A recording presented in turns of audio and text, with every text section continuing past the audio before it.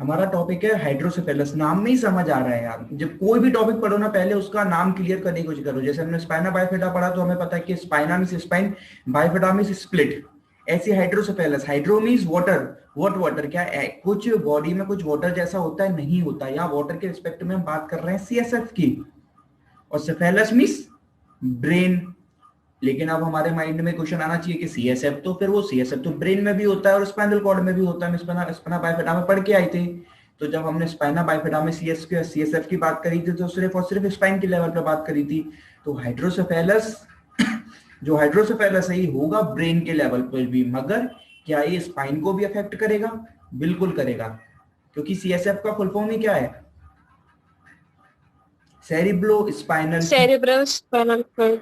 यानी ये सेरिब्रम से चल रहा है और पूरे स्पाइन तक नीचे जा रहा है। यानी ये पूरी की पूरी हमारी इससे ब्रेन को भी अफेक्ट करेगा एज वेल एज स्पाइन को भी अफेक्ट करेगा। मगर हाइड्रोसेफेलस स्टार्ट कहां से होगा? वो ब्रेन से स्टार्ट होगा। कैसे होगा, किस तरीके से होगा, उन सबको हम आगे आगे क्लियर करते जाएंगे। अभी तो हम सिर्फ ये समझने की कोशिश कर रहे हैं कि टॉपिक क्या है, मोटा मोटी टॉपिक क्या है। ठीक है, हाइड्रोसेफेलस हमने समझ लिया। अब हमारे सामने एक वर्ड आ गया है सीएसएफ। तो फिर सीएसएफ क्या है? सीएसएफ हम बहुत टाइम से अपने माइंड में आंसर देना तब ऑन कर लेना। सीएसएफ क्या है? CF is a clear fluid that surrounds the brain and spinal cord. यहाँ हम बिल्कुल पढ़ के आएंगे कि क्लियर फ्लूइड है जो स्पाइनल कॉर्ड और ब्रेन को सराउंड करके चल रहा है। मगर क्यों करके चल रहा है? तीन चीजें हैं। पहला, it acts like a cushion, so it prevent from injury. ठीक है, कुशन प्रोटेक्ट करके चल रहा है भैया, यानी प्रोटेक्टिव मैकेनिज्म हो गई, एक क्वेश्चन की तरह वर्क कर रहा है। क्यों? क्योंकि स्पाइनल कॉर्ड अगर इस तरीके से रन कर रही है या हमारा ब्रेन है तो उन सब पे बिल्कुल ऐसे आउटर लेयर में ऐसे कवर करके चल रहा है। यानी कोई भी क्वेश्चन की तरह यार कर रहा है। आप कितनी बार आपके ब्रेन में जर्क लगता है? आप कोई गाड़ी में चल रहे हो, सडन ब्रेक लगता है एकदम, कितनी भयंकर तरीके से, या मैं भी गिर जाते हूँ। दिन भर में कितने इंसिडेंट्स होते हैं? आपके ब्रेन का डायरेक्ट अफेक्ट क्यों नहीं पड़ता? वो डायरेक्ट क्या है? क्योंकि ये शॉक एब्जॉर्बर है। It's act like a cushion. ये फ्लूइड भरा है बीच में, जेलेटिनियस फ्लूइड है, थोड़ा सा जेली लाइक फ्लूइड है, वो इस शॉक को एब्जॉर्ब कर लेता है। यानी पहला काम प्रोटेक्शन हो गया। ठीक है, दूसरा काम क्या है? दूसरा काम है सर्व एज अ न्यूट्रिशेंट। ये मैं आपको, प्लीज माइक म्यूट कर लो। ये जो मैं आपको टॉपिक पढ़ाता हूँ ना, ये थोड़ा बेसिक है। ये एग्जाम के पर्पज से नहीं है। जो अभी नोट्स में लिखा है वो एग्जाम में लिख के आना है। मगर मैं हर बार कुछ स्टार्टिंग में पढ़ाते हुए थोड़ा थोड़ा हर चीज के बारे में ब्रीफ जानकारी देता रहूंगा कि कहीं ना कहीं ऐसा होता है, कई बार पढ़ा भी होता है, कई बार नहीं भी पढ़ा होता है, तो ओवरऑल मैं देता रहूंगा। तो दूसरा काम है न्यूट्रिशन प्रोवाइड कराना। यानी उसको प्रोटेक्ट कर रहे हो, अच्छी बात है, मगर उसको जो न्यूट्रिशन की जरूरत है, ब्रेन को न्यूट्रिशन कौन देगा, स्पाइन को न्यूट्रिशन कौन देगा? तो वो सीएसएफ ही वो रोल प्ले करेगा। ठीक है, दो चीजें हो गई। यानी क्या? प्रोटेक्शन दे दिया, न्यूट्रिशन दे दिया। थर्ड वन, ये एक्सक्रिएट आउट करेगा वेस्ट प्रोडक्ट को। जो जितने कितने सारे वेस्ट प्रोडक्ट्स हैं जो ब्रेन में बन रहे हैं, कितने सारे जो स्पाइनल कॉर्ड में रन कर रहे हैं, उनको बाहर कौन निकालेगा? उनको भी बाहर निकालने का काम करेगा सीएसएफ। यानी ये तीन रोल प्ले कर रहा है। क्या? पहला प्रोटेक्शन रोल प्ले कर रहा है, दूसरा न्यूट्रिशन फ्लो कर रहा है और तीसरा वाला क्या कर रहा है? एक्सक्रिएट आउट कर रहा है वेस्ट प्रोडक्ट को। ठीक है, तीन चीजों पे ये काम कर रहा है ये। और ये अब हमें इतना समझ आ गया कि ब्रेन का बहुत मोस्ट इंपॉर्टेंट, क्योंकि ब्रेन से ज्यादा इंपॉर्टेंट हमारी बॉडी में क्या हो सकता है? यानी अगर उसको प्रोटेक्ट कर रहा है, जो चीज हमारे लिए सबसे इंपॉर्टेंट है, अगर उसको कोई चीज प्रोटेक्ट कर रहा है तो वो कितनी इंपॉर्टेंट होगी। और हम ये भी समझ रहे हैं कि अगर ये कम होगी तो कितनी प्रॉब्लम क्रिएट होने वाली है, और इफ इन केस अगर ये बढ़ जाए तो कितनी प्रॉब्लम क्रिएट होने वाली है। हमें ये समझना है कि ठीक है चलो कम हो रही है तो समझ रहे हैं, बढ़ गई तो कैसे प्रॉब्लम क्रिएट करेंगी। सिंपल सी लैंग्वेज में समझते हैं हम, बिल्कुल पढ़ते हैं कि ये हमारा ब्रेन रखा हुआ है। ब्रेन के ऊपर ये क्या? हमारा क्रेनियम है। अब क्रेनियम तो आप जानते हो कितना मजबूत है, कितना टाइट है। वो तो अपने साइज में बढ़ नहीं सकता, ना साइज में बढ़ेगा ना छोटा होगा। वो तो एक उसने स्ट्रक्चर बना के रखा है, आपके क्रेनियम ने आपको बना के दे दिया है, उसके अंदर ब्रेन रखा हुआ है। उनके बीच में क्या? मेनिंजेस है, जो हम स्पाइना बाइफेडा में भी पढ़ के आए थे। मेनिंजेस भी प्रोटेक्ट करके चलती हैं, वो भी शॉक एब्जॉर्बर का वो भी सेम वही काम करती हैं जो सीएसएफ भी करता है। मगर सीएसएफ, ठीक है, और एज वेल एज मेनिंजेस का सबसे बड़ा रोल प्रोटेक्शन में बहुत ज्यादा होता है। ठीक है, सीएसएफ और भी रोल प्ले कर रही है, मगर मेनिंजेस का सबसे बड़ा रोल होता है किसमें? प्रोटेक्शन में। तीन पढ़ा था हमने मेनिंजेस, पाया पढ़ी थी, ठीक है, ड्यूरा पढ़ी थी, एंड हमने पढ़ी थी आर्केनोइड। ठीक है, ये बिल्कुल इसी तरीके से चलती हैं। अब एक चीज याद रखना, बोले क्या कि ये तीनों होती तो अलग अलग है, मगर ब्रेन में आप पाया और ड्यूरा मैटर के बीच में ना डिस्टिंग नहीं कर पाओगे, बिल्कुल डिफरेंशिएट नहीं कर पाओगे भैया, कौन सी उन्हें अलग अलग कर नहीं पाओगे। एकदम इतनी पतली होती है दोनों, बहुत एकदम चिपक के चलती है, तो उनको एक नाम दिया गया है साथ में, क्या, लेप्टा मेनिंजिटिस, LEPTA। जब भी लेप्टा वर्ड आए तो समझ लो लेप्टा मेनिंजिस वर्ड आए यानी इट्स कॉम्बिनेशन ऑफ बोथ पाया एंड ड्यूरा मैटर। जब दोनों की बात होगी तो उसको लेप्टा बोल देंगे, और एर्केनॉइड तो बिल्कुल अलग से ही चलती है, तो एर्केनॉइड को एर्केनॉइड ही बोलते हैं। वैसे आपसे पूछे तो टोटल कितनी भैया, पाया, ड्यूरा, एर्केनॉइड, लेकिन दिखने में दो ही दिखती है, क्योंकि पाया ड्यूरा बिल्कुल चिपक के चलती है, इसलिए उनको नाम देते हैं लेप्टा मेनिंजिटिस या लेप्टा मेनिंजिस। ठीक है, अब मैं हम कहा थे, क्रेनियम था, अंदर मेनिंजिस थी, ये CSF था। अब इसमें, और ये ब्रेन है। अब कुछ भी चीज बढ़े भैया, अगर ब्रेन में ट्यूमर भी हो जाए, ये हमारा टॉपिक नहीं, लेकिन हम समझ रहे हैं, ब्रेन में ट्यूमर हो जाए, ब्रेन में अपने एबनॉर्मली कोई भी रीजन हो कि ब्रेन अपने साइज में बढ़ रहा है, एबनॉर्मली कोई भी रीजन हो जाए, या CSF बढ़ रहा है, मेनिंजेस बढ़ रहा है, अगर कुछ भी बढ़ेगा तो वो क्या करेगा, पहले तो प्रेशर बाहर की तरफ लगाएगा, मगर बाहर तो क्रेनियम में, वो तो भैया हिलेगा नहीं बिल्कुल, तो प्रेशर वापस आएगा, और वो वापस प्रेशर किस पे लगेगा, ब्रेन पे, क्योंकि ब्रेन तो स्पॉन्जी है, तो वो ब्रेन को कंप्रेस करेगा। तो अब हमारे माइंड में पिक्चर क्लियर होगी कि कितना खतरनाक होने वाला है। अगर यहाँ पर फ्लूइड बढ़ा तो वो ब्रेन पे प्रेशर एक्सर्ट करेगा, यानी ब्रेन के स्ट्रक्चर्स को कंप्रेस करेगा। वो ही सेम चीज CSF पे इधर भी चलने वाली है। कहाँ, बोले स्पाइनल कॉर्ड में, यहाँ भी बढ़ेगा तो यहाँ भी मेनिंजेस इधर बाहर धक्का लगाएगा, और बाहर से रिवाउंड होकर धक्का आएगा तो अंदर वो किस पे धक्का लगाएगा, जो पीछे नर्व्स जा रही हैं उनको कंप्रेस करेगा। यानी जो सबसे बड़ी इसकी जो प्रॉब्लम क्रिएट होने वाली है वो कंप्रेशन की होने वाली है, यानी जो स्ट्रक्चर है उन्हें कंप्रेस करा जाएगा। ठीक है, हमने इतना समझ लिया। अब CSF बढ़ता क्यों है, तो पहले तो हम ये समझे कि नॉर्मल CSF बनता कैसे है। नॉर्मल CSF देखो, हमारे ब्रेन में वेंट्रिकल्स होते हैं, आपको पता है 3 वेंट्रिकल्स होते हैं, third ventricle, first year neuro and art, third ventricle, fourth ventricle and lateral ventricle. What are ventricles? Ventricle का एक बिल्कुल खाली स्पेस है, आपके ब्रेन में आप स्पेस देखते हो ना, एकदम वॉइड स्पेस होते हैं, उनको वेंट्रिकल्स बोलते हैं। उनका काम क्या है? उनका काम है टू प्रोडक्शन CSF, इसको बोलते हैं वेंट्रिकुलर सिस्टम। तो वेंट्रिकुलर सिस्टम क्या है? It is a set of communicating cavities. ये तीनों आपस में एक दूसरे से ज्वाइंट रहते हैं, और ये क्या कैविटीज हैं। अगर आप देखेंगे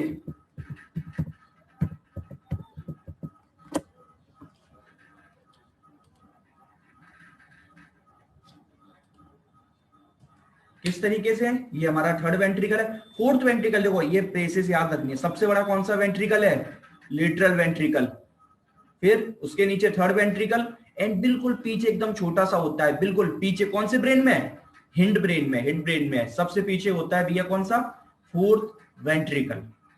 ये फोर्थ वेंट्रिकल होता है। यानी ये हमें क्लियर होता है, जो मेजर रिस्पॉन्सिबल्स होते हैं CSF प्रोडक्शन के लिए, वो third ventricles and lateral ventricles होते हैं। फोर्थ इतना इंपॉर्टेंट नहीं होता, क्योंकि वो पीछे बिल्कुल छोटा सा होता है अगर वो बिगड़ भी जाए, काम नहीं भी करे, कुछ भी करे, तो हमें इतना फर्क नहीं पड़ता। जो मेजर रिस्पॉन्सिबल हैं वो लेटरल एंड थर्ड वेंट्रिकल्स होते हैं। तो what are ventricular system? It is a set of communicating cavities in brain, and these structures are responsible for 3 चीजें। CSF को क्या क्या करना, क्योंकि इन तीनों चीजों पे ही गड़बड़ होने वाली है। पहला, प्रोडक्शन, यानी अगर ओवर प्रोडक्शन हो जाए तो हाइड्रोसेफेलस हो सकता है। दूसरा, बोले ट्रांसपोर्ट, यानी ठीक है भैया, अगर वो, अब ठीक है, एक फैक्ट्री में तो काम अच्छा बन रहा है, मगर एक फैक्ट्री से जो रास्ता है ले जाने वाला उनको, अगर वो रास्ता ही ब्लॉक हो जाए तो बोले फैक्ट्री में तो माल बनता जा रहा है कंटिन्यूअस, रास्ता ब्लॉक हो गया तो अब क्या होगा? वो माल वापस जाएगा इधर। लेकिन फैक्ट्री तो कंटिन्यूअस बनाएगी ना, फैक्ट्री को, ब्रेन को थोड़ा ना समझ आ रहा है कि भैया ये ज्यादा हो रहा है। ब्रेन का तो एक फंक्शन है कि इतनी देर में इतना बनाना है, ब्रेन उतना बनाता चला जाएगा। अगर बाहर किसी चीज में कोई भी चीज होगी, क्या हो सकती है हम उनको आगे देखेंगे। तो अगर ट्रांसपोर्टेशन में प्रॉब्लम आ गई तो हाइड्रोसेफेलस हो सकता है, यानी प्रोडक्शन, ट्रांसपोर्ट। फिर तीसरा क्या? बोले तीसरा है रिमूवल।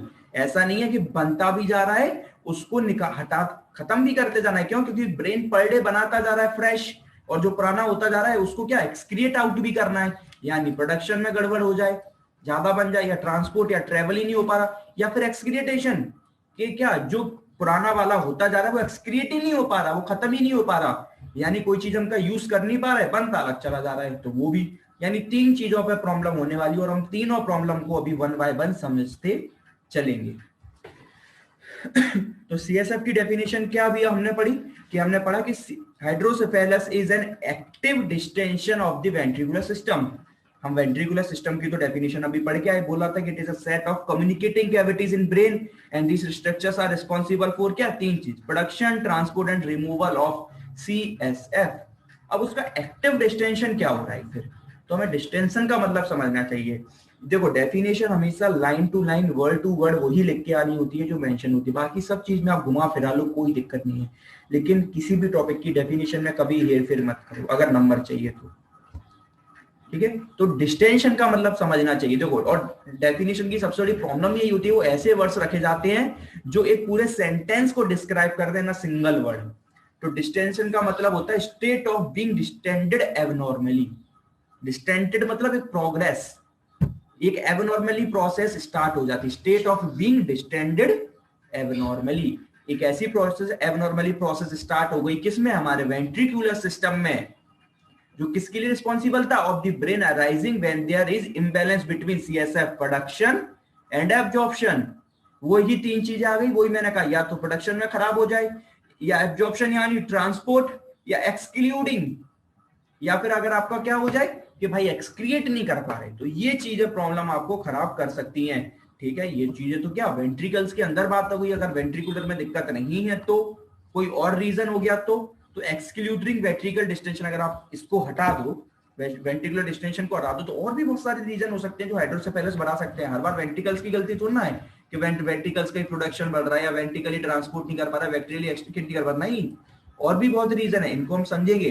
क्या हो सकते हैं, जैसे most common reason brain shrinkage हो जाए, ब्रेन ही श्रिंक कर जाता है, ठीक है। और भी बहुत सारे अभी पढ़ने वाले, एक्यूट स्टोनेसिस, इतनी सारी चीजें पढ़ने वाले हो, ये आपको डेफिनेशन है जो आपको लाइन टू लाइन याद होनी चाहिए। अब क्या क्या रीजन होते हैं उनको हम थोड़ा सा अंदर अभी समझते चलेंगे। सीएसएफ कैसे फॉर्म होता है, अभी मैंने आपसे बात करी, मैं बार बार आपसे बात कर रहा था कि प्रोडक्शन या तो ओवर प्रोडक्शन हो जाए, या जितना प्रोडक्शन हो रहा है वो ट्रांसपोर्ट ना हो पाए, एक्सक्रीट ना हो पाए, तो फिर प्रोडक्शन होता कितना है, प्रोडक्शन होता है 500 ml पर डे।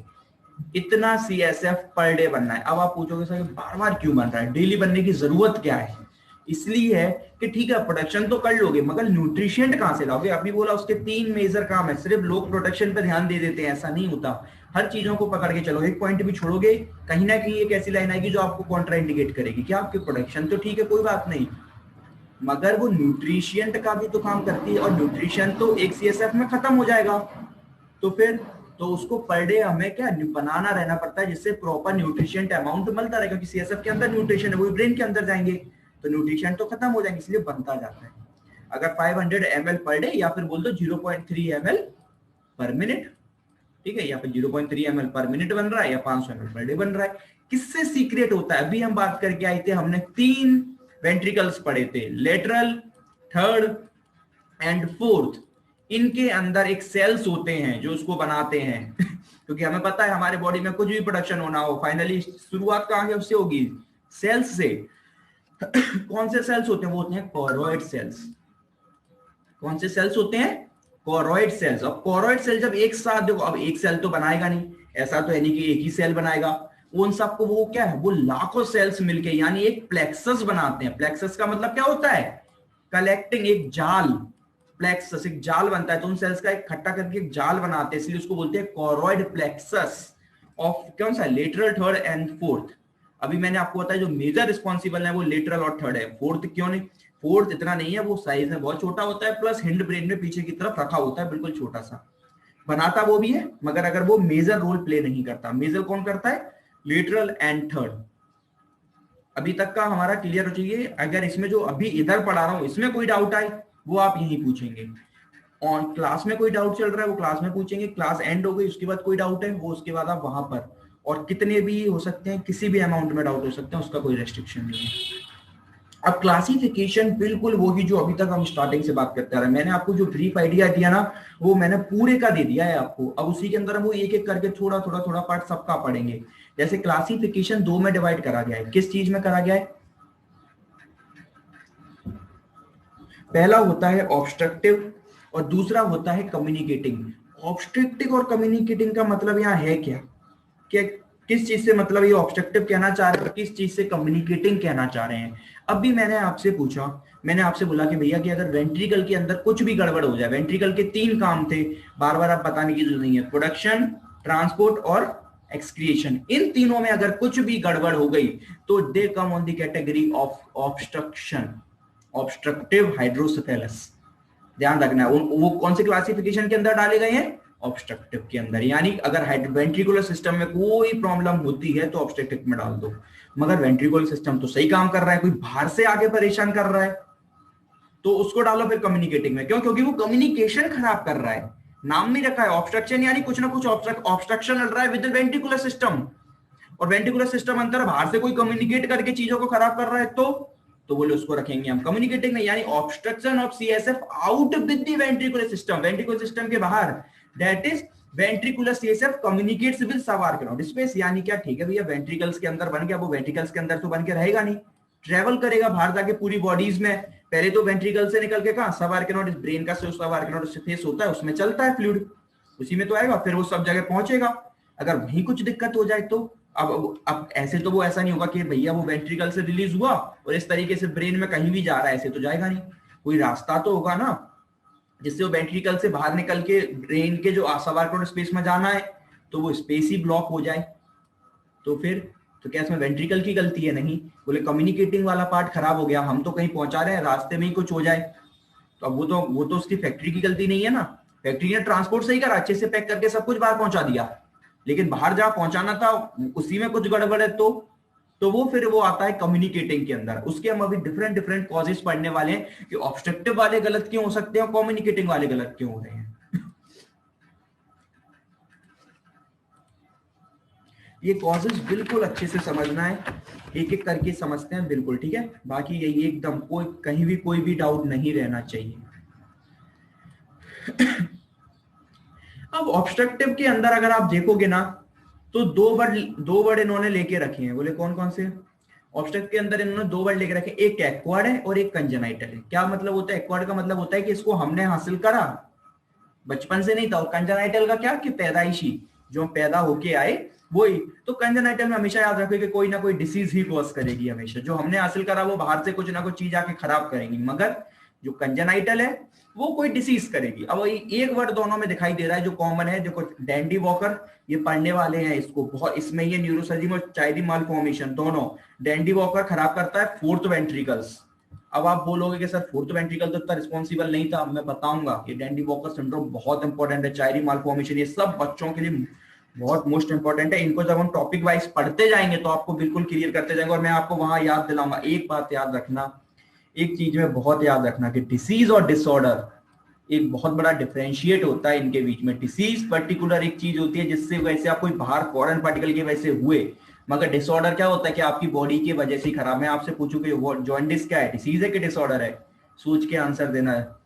जॉइंटिस मतलब समझ रहे हो ना, जॉइंटिस ये आप बताना, मैं आप बाद में बताना आंसर, नहीं तो मैं कल आपको बताऊंगा। प्रॉब्लम की बात है डिसऑर्डर ही होगा, लेकिन ये बताना कि डिसऑर्डर कैसे, डिसीज क्यों नहीं है।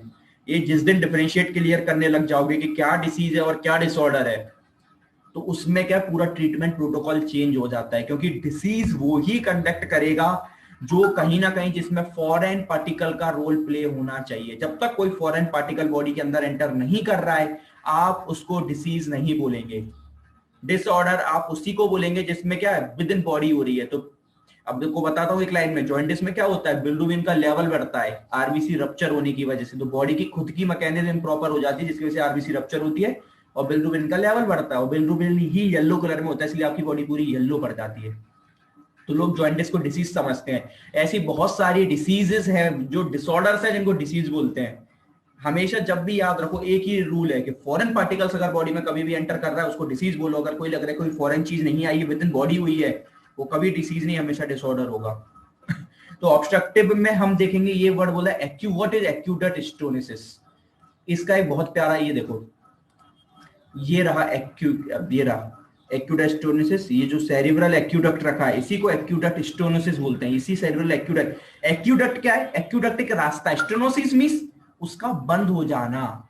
स्टेनोसिस का मतलब हमेशा होता है कि उस रास्ते का ब्लॉक हो जाना। अब ये रास्ता क्या करता है एक्यूटेट स्टोनेसिस, ये इन फ्लूइड्स को, ये विद इन वेंट्रिकल्स होते हैं, एक्यूटेट स्टोनेसिस बाहर से नहीं होता, नहीं तो अगर इसको फ्रॉम कम्युनिकेटिव में रखते हो, ऑब्स्ट्रक्टिव में क्यों रख रहे हैं। ये देखो ये कितना प्यारा डायग्राम है, ये रहा एक्यूटेट, ये देख रहे हो, ये एक्यूटेट इन तीनों को कनेक्ट करता है। किन तीनों को कनेक्ट कर रहा है, ये लेटरल वेंट्रिकल्स है, ये थर्ड वेंट्रिकल है, ये फोर्थ वेंट्रिकल, इन तीनों वेंट्रिकल्स को एक्यूटेट, जो एक्यूटेट है वो कनेक्ट करके रखता है, यानी तीनों को सीएसएफ इक्वली तीनों जगह पे पहुंचाता है। अगर इसमें कुछ प्रॉब्लम हो जाए, यानी ये कौन सा, ये ट्रांसपोर्ट वाला पार्ट आ गया किसका, वेंट्रिकल्स का, क्यों, क्योंकि वो तीनों को कनेक्ट करके रखता है, और इसी में कुछ प्रॉब्लम हो जाए, इनमें कहीं ब्लॉक हो जाए, तो अगर कोई एक, अगर ये सपोज यहाँ वाले में ब्लॉक हो गया, तो थर्ड वाला थर्ड में रह जाएगा, फोर्थ वाला फोर्थ में, लेटर वाला लेटर में, और वो आपस में ही वहीं बढ़ते चले जाएंगे, और वो बढ़ेंगे, दैट्स कॉल्ड हाइड्रोसेफेलस, यानी एक्यूटेट स्टोनेसिस। ये लगा एक्यूटेट, ये एक्यूटेट क्या है, जो इन तीनों को कनेक्ट करके चलता है। अगर उसमें क्या हो जाए एक्यूटेट स्टोनेसिस, अभी एक्वर्ड भी हो सकता है, बच्चों में जन्म से भी हो सकता है कि भैया जो उनका रास्ता है वो ब्लॉक हो, ब्रेन में आप कितनी सारी चीजें पढ़ते हैं तो बचपन से ब्लॉक होती हैं, और ये एक्वर्ड भी हो सकता है, आगे चल गया ब्लॉक किसी भी चीज से हो सकता है, कोई भी मास बन जाए, मास मतलब कोई भी एबनॉर्मल स्ट्रक्चर फॉर्म हो जाए वहां, किसी भी चीज से हो सकता है, ठीक है, कोई रीजन नहीं है। दूसरा सबसे इंपॉर्टेंट है सुप्राटेंटोरियल मासेस कॉजिंग इट्स हर्निएशन। ये लाइन ना आपको अभी इतना क्लियर समझ नहीं आएगी, मगर ये लाइन आपको मैं बहुत क्लियर समझाऊंगा जब आप एक टॉपिक पढ़ेंगे आगे चल के, हेड इंजरी। हेड इंजरी ध्यान रखना, हेड इंजरी, हेड इंजरी में आपको पढ़ाऊंगा कि सुप्राटेंटोरियल मासेस, इसका मतलब होता है कोई भी फ्लूइड है, ये फ्लूइड है, ये फ्लूइड को ट्रेवल तो नीचे जाके ही करना है, स्पाइनल कॉर्ड से नीचे जाएगा और नीचे पेरिटोनियम में जाके एब्जॉर्ब होगा, तो इस फ्लूइड को ट्रेवल कहां करना है, नीचे करना है। तो यहां पर हिंड ब्रेन में क्या एक सुप्राटेंटोरियल मास होता है, सुप्राटेंटोरियल एक चीज होती है, स्ट्रक्चर, उस स्ट्रक्चर को पढ़ेंगे आगे चल के हेड इंजरी में। वो मास क्या होता है, वो मास नीचे गिर जाता है और जाके इस रास्ते को ब्लॉक कर देता है, ये जो सेंट्रल कैनाल है यहां जाके फ्लूइड ब्रेन में गिर जाता है और उस फ्लूइड को नीचे ट्रेवल नहीं करने देता। अगर वो ट्रेवल नीचे नहीं करेगा तो क्या होगा, वो नीचे एब्जॉर्ब नहीं होगा, तो उससे क्या एक्सक्रिएट वाला पार्ट हो गया बंद। मैंने बोला वेंट्रिकल्स के तीन चीजें हैं, ट्रांसपोर्ट, प्रोडक्शन एंड एक्सक्रिएट। अभी ट्रांसपोर्ट बंद हो गया, अब एक्सक्रिएट वाला बंद हो गया, क्यों, क्योंकि अगर ये रास्ता बंद हो गया तो नीचे नहीं जाएगा, तो एक्सक्रिएट नहीं होगा। ये एक टाइप का क्या होता है मास। ये आपका सुप्राटेंटोरियल क्या है, आपके ब्रेन का स्ट्रक्चर है जो नीचे जाके सेंट्रल कैनाल में फंस जाता है। हेडगेट का मतलब क्या होता है, एबनॉर्मली प्रोट्रूडिंग, कोई भी स्ट्रक्चर आपकी जो कैनाल्स होती है उनके अंदर एबनॉर्मली जाके फंस जाए उसको हर्निएशन बोलते हैं। ये आपने बहुत वर्ड सुने होंगे, इंग्वाइल, आपने बहुत बार वर्ड सुने होंगे, inguinal hernia, femoral hernia. First year anat याद करो, आपको सब हर्निया पढ़ाए गए हैं। क्या होता है, बहुत कॉमन मेल्स में इंग्वाइनल हर्निया, वो फीमेल्स में इंग्वाइनल हर्निया कितना कॉमन होता है। तो ये सब क्या है, वहां सब क्या होता है कि हमारे कुछ रास्ते होते हैं ट्रेवलिंग, जिनके अंदर वेन्स आर्टरी जाती है, अगर उस रास्ते में कोई चीज आकर उस रास्ते में फंस जाए और उसको ब्लॉक कर दे, उसको बोलते हैं हर्निएशन। तो यहां भी तो यही हो रहा है कि सेंट्रल कैनाल है, एक सुप्राटेंटोरियल मास है जो उसका हर्निएशन हो जाता है, वो आके इसमें फंस जाता है। क्यों फंस जाता है, इंजरी की वजह से, कोई भी धक्का पड़ा, इंजरी पड़ी, कुछ भी हुआ, वो मास अपनी जगह से एकदम डिसलोकेट होकर इसमें आके फंस जाता है। इसलिए इसको हेड इंजरी में आप पढ़ने वाले हो आगे चल के, ठीक है। और ये इसको ऑब्स्ट्रक्टिव के अंदर क्यों रखा, क्यों, क्योंकि ये एक्सक्रिएट को प्रमोट कर रहा है, एक्सक्रिएट नहीं हो पा रहा इसकी वजह से, ठीक है। फिर होता है इंट्रावेंट्रिकुलर हेमाटोमा। इंट्रावेंट्रिकुलर हेमाटोमा का मतलब क्या हो गया, सीधी सी बात है कि कुछ ना कुछ हेमाटोमा हो गया। हेमाटोमा का मतलब क्या होता है कि ब्लड का क्लॉट बन जाना। तो जो हमारे वेंट्रिकल्स के अंदर ही, नाम में ही लिखा इंट्रावेंट्रिकल्स, विद इन वेंट्रिकल्स, वेंट्रिकल्स के अंदर ही कोई क्या हो जाए, हेमाटोमा बन जाए, तो क्या होगा, जस्ट अ सेकेंड,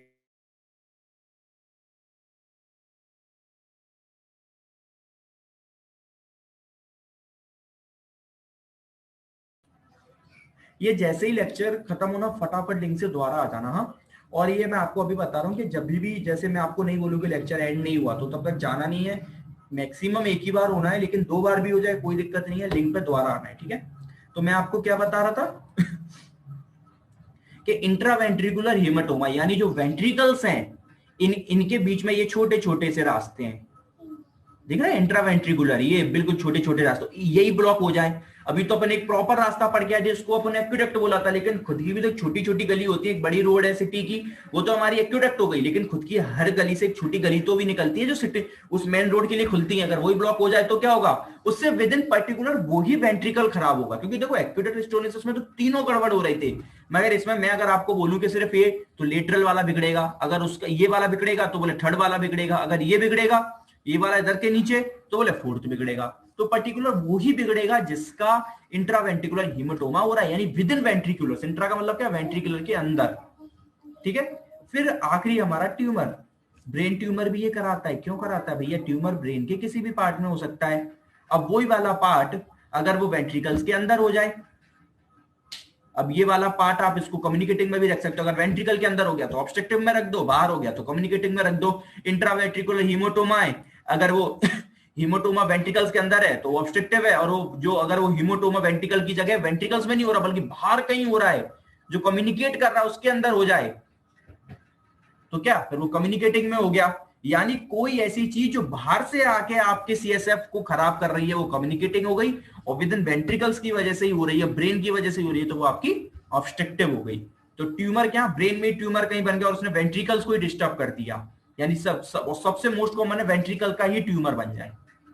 वेंट्रिकल्स में ही ट्यूमर बन जाता है मोस्ट कॉमनली। जो एक्विडक्ट पड़ गया है उसके अंदर ट्यूमर बन जाए, अब वो ट्यूमर कर क्या देगा, वो रास्ता ही तो ब्लॉक कर देगा, और क्या कर देगा, कुल मिला के करना क्या, रास्ता ब्लॉक कर देगा। या फिर मे भी जरूरी तो ना रास्ता ब्लॉक करे, ट्यूमर बन गया तो वो क्या कैंसरस है, ओवर ग्रोथ करा देगा, ओवर प्रोडक्शन कराना स्टार्ट कर देगा वेंट्रिकल्स में सीएसएफ की, तो वो भी एक रीजन हो गया।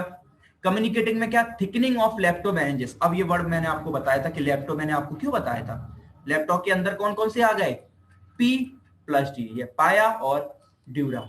एर्कोनॉड हमेशा अलग चलती है, ठीक है, क्योंकि पाया और ड्यूरा बिल्कुल ब्रेन से चिपकी हुई होती है और एर्कोनॉड पीछे होती है। ध्यान रखना ये बिल्कुल चिपकी हुई होती है, तो इसकी अगर थिकनिंग हो गई, अब थिकनिंग की वही बात है, बिल्कुल सिंपल, कोई भी चीज भर जाए, मैंने बोला ना सेल, ये आपका क्या है, बाहर का ऊपर अब वाला पार्ट है, ये आपका ब्रेन रखा हुआ है। अब ये तो छोटा बड़ा होना नहीं है, अब मेनिंजेस रखी है, अगर ये अपने साइज में भर जाएंगी तो ये अंदर धक्का लगाएंगी, तो उसकी वजह से सीएसएफ के कारण, तो वो क्या है, सीएसएफ जहां से वो ट्रेवल कर रहा है उस रास्ते को ब्लॉक कर देंगी। तो ये तो कुछ ब्रेन ने कुछ करा, वेंट्रिकल्स ने कुछ करा नहीं, बाहर से कुछ आया। जब भी कोई चीज बाहर से आएगी कम्युनिकेटिंग डाल दो, वेंट्रिकल्स को, वेंट्रिकल्स इन्वॉल्व नहीं है, कम्युनिकेटिंग, यानी लेप्टोमेनिंजेस हो गई कम्युनिकेटिंग। इन्फेक्शन, इन्फेक्शन अब कोई भी हो सकता है, ब्रेन के अंदर कोई भी इन्फेक्शन कॉज होगा, इन्फेक्शन होगा तो क्या होगा, साइज तो बड़ा होना है उस पर्टिकुलर चीज का, या फिर साइज बड़ा नहीं होना तो फंक्शन डिस्टर्ब होने हैं। पायोजेनिक टीबी बहुत कॉमन है, ये जो टीबी लंग से स्टार्ट होकर ट्रेवल होके, अब इसको पायोजेनिक क्यों बोलते हैं, क्योंकि पायोजेनिक का मतलब होता है पस फॉर्मेशन, ये बहुत इंपॉर्टेंट है।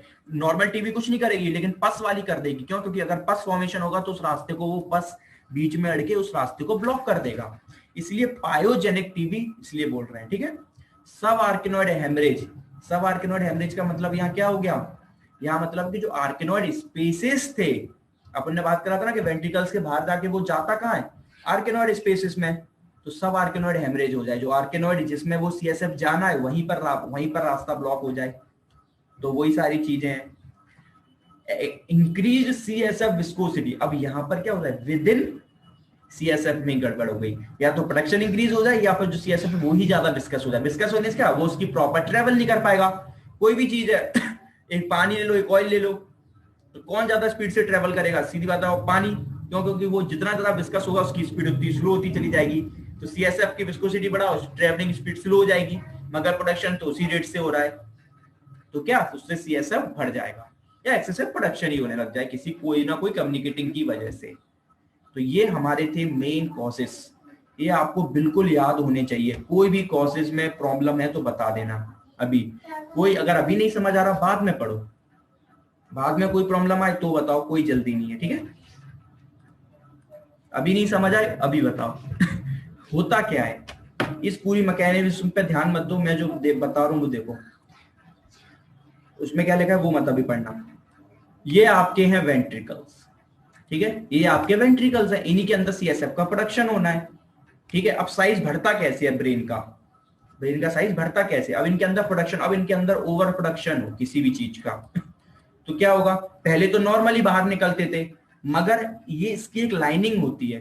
किसकी? इसकी लाइनिंग होती है एपिंडाइमल सेल से। किससे? एपिंडाइमल सेल्स की लाइनिंग होती है इसकी, आउटर लाइनिंग। इसमें ना इतना ज्यादा फ्लूइड भर जाता है कि उन सेल्स के बीच में वो इतना प्रेशर लगाते हैं, वो गैप क्रिएट कर देते हैं। और उसी गैप से ये जो एक्स्ट्रा सीएसएफ बनने, जो एक्स्ट्रा सीएसएफ था, अब कोई भी रीजन हो, अब मैं रीजन बार बार नहीं बोलूंगा, चाहे बाहर से या अंदर से, ओवर, मैं तो एक ही वर्ड बोलूंगा, ओवर प्रोडक्शन, क्योंकि कॉज हम पढ़ चुके हैं, कॉज कुछ भी हो सकता है। ओवर प्रोडक्शन हो रहा है तो वो क्या क्रिएट करेगा? अंदर प्रेशर क्रिएट करेगा, वो बाहर निकलने की कोशिश करेगा, तो उसके स्ट्रक्चर को डिस्टर्ब करेगा। स्ट्रक्चर को कैसे डिस्टर्ब करेगा? इसकी लाइनिंग को, लाइनिंग में छोटे छोटे से छेद कर देगा, इसको परमिएबल बना देगा। किसके लिए? सीएसएफ के। सीएसएफ बोलेगा बाहर निकलो, नहीं तो ये स्ट्रक्चर फट जाएगा, तो सीएसएफ सारा बाहर निकलेगा। अब मैंने आपको बताया था कि अब बाहर तो निकल गया, बाहर है क्या? White matter. आपको पता है बाहर क्या होता है ब्रेन में? वेंट्रिकल्स के बाहर जो आप स्ट्रक्चर्स देखते हैं वो सब क्या है? वो सारा क्या हुआ? White matter. तो वो सब की सब सीएसएफ किस में कलेक्ट हो जाएगा? व्हाइट मैटर में। और व्हाइट मैटर का साइज क्या बढ़ा देगा? क्योंकि व्हाइट मैटर के अंदर, व्हाइट मैटर तो आपको मैटर है, उसके अंदर फ्लूइड भरते जाओगे तो वो क्या, वो फ्लूइड को क्या करेगा? एब्जॉर्ब करेगा, और वो साइज में बड़ा होता चला जाएगा, इस वो ब्रेन साइज में हो जाएगा बड़ा। तो क्या है? CSF permits through the ependymal lining into पेरीवेंट्रिकल।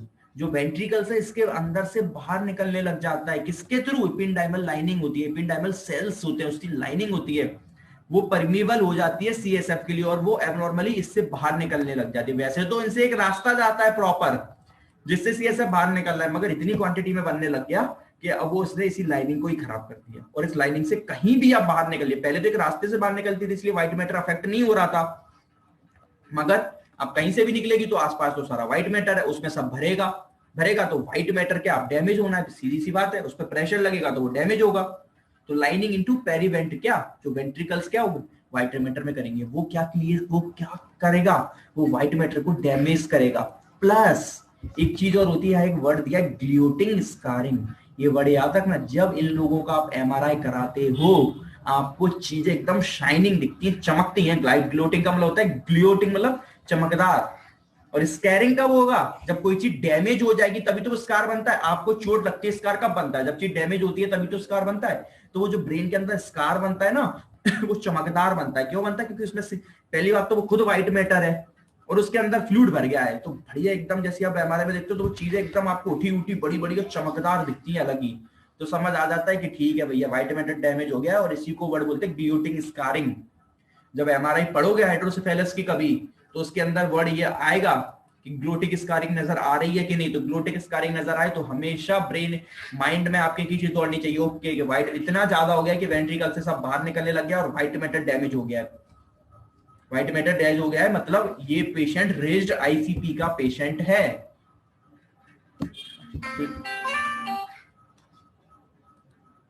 ठीक है, अब हम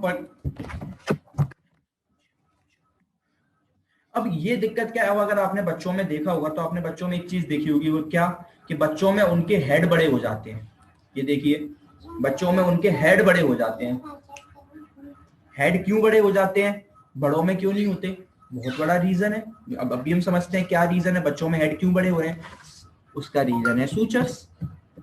बोले सूचर्स क्यों? क्योंकि बच्चों में आपको पता है, आपने जो स्टार्टिंग के फेज के बच्चे होते हैं तो वो क्या होते हैं, उनके सूचर्स क्या अभी कंप्लीटली डिसॉल्व नहीं, वो एकदम पूरी तरीके से पैक नहीं होते हैं। तो आपने स्टार्टिंग में अगर बच्चों के लगाया होगा तो आपको यहाँ पर क्या एक पाल्पेबल गैप भी फील होता है। उनके सूचर्स पूरी तरीके से अभी बंद नहीं हुए हैं। बंद नहीं होने की वजह से जब ब्रेन का, और ये मोस्ट कॉमन बच्चों में ही देखने को मिलता है, मोस्ट कॉमन, क्योंकि कंजेनाइटल बहुत ज्यादा होता है, सबसे ज्यादा 80%।